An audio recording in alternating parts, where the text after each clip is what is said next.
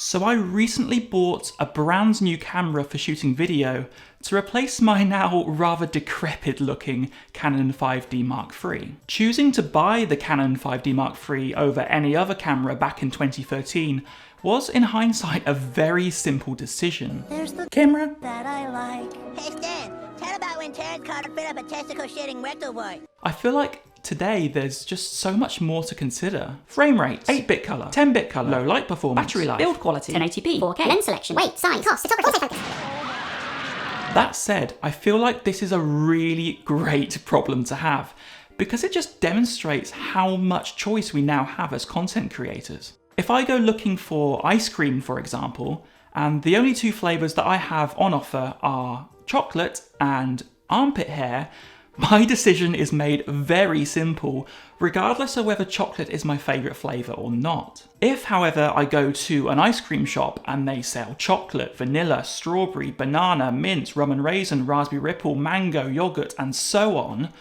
I'm going to be the really annoying guy at the front of the queue, taking 10 to 15 minutes to decide which flavour I actually want. The reasoning I have for not buying any of the other flavours, apart from the one I purchased, is usually down to very nitpicky and very petty reasoning. And the same could be said for choosing a new camera. Now, the Fuji X-T3 is, without doubt, objectively, a fantastic camera. And I didn't end up buying it. Firstly, for me, the low light performance on the Fuji is just okay.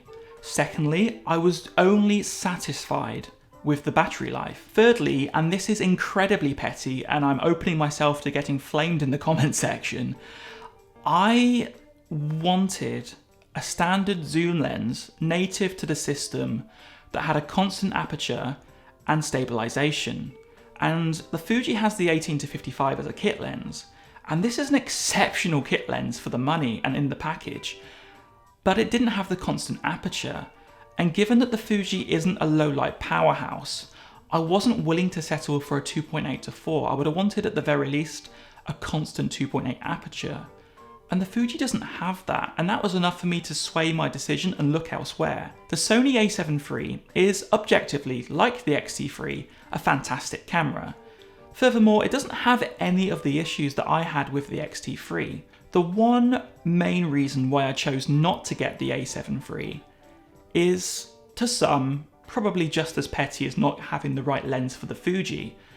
But that reason for me is very important, and that is that I don't think it's future-proof enough. I can say, without any hesitation, that I would be happy with a camera with 8-bit colour and 4K up to 30 frames a second, but I don't know I could say the same in 3 to 5 years' time, and I see this new camera purchase as an investment. So what did I buy?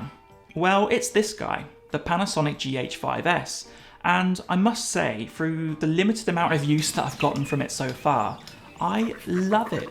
The 4K 422 10-bit recording really does future-proof the camera, and I love the low light performance, and I'm really happy with the lens selection that's on offer. Critically though, if you are watching this video, be aware that to some, there are some deal breakers associated with this camera.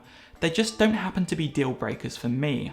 And the main one that I would associate with this camera is the lack of in-body image stabilization. However, for me, this is a complete non-issue because I feel like the Micro Four Thirds system has a really strong range of stabilized lenses that allow me to get the stabilization I need. At the end of the day, that's what matters. Secondly, the GH5 series is known for having what many would consider poor autofocus, but I don't ever use autofocus in a professional setting. I prefer to rely on my manual focusing skills. And you can probably see that I'm using autofocus in this video, and I'm sure you can see the light behind me pulsating because it's constantly searching for focus. For me, for the purpose of these videos, I don't mind that so much because as long as it works, I'm completely content with the autofocus.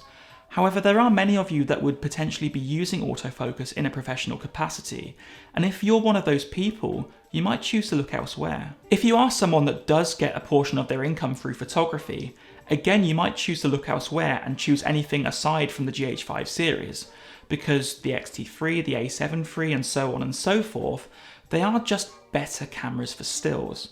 But for me, I don't get any income from my photography, and I don't think I will be. The moral of this video is simple. Any reasoning that you have for choosing a particular model of camera, system, whatever, is completely valid, because we don't know your story. We don't know the journey that you're on. We don't know what content you're creating. We don't know your circumstances. There are a good handful, I'd say more than a handful, of fantastic products out there. Just pick the one that suits you most, go out there and create the best content you can. Because I'll tell you this for sure, people will be judging you more based upon the content that you create rather than the tool that you use to create it. Because that's what cameras are. Just very expensive tools. Well, that's me done. I don't have anything of any other importance to add, which means I should probably go and get rid of that armpit hair tub before anyone notices and I have to explain it's for YouTube.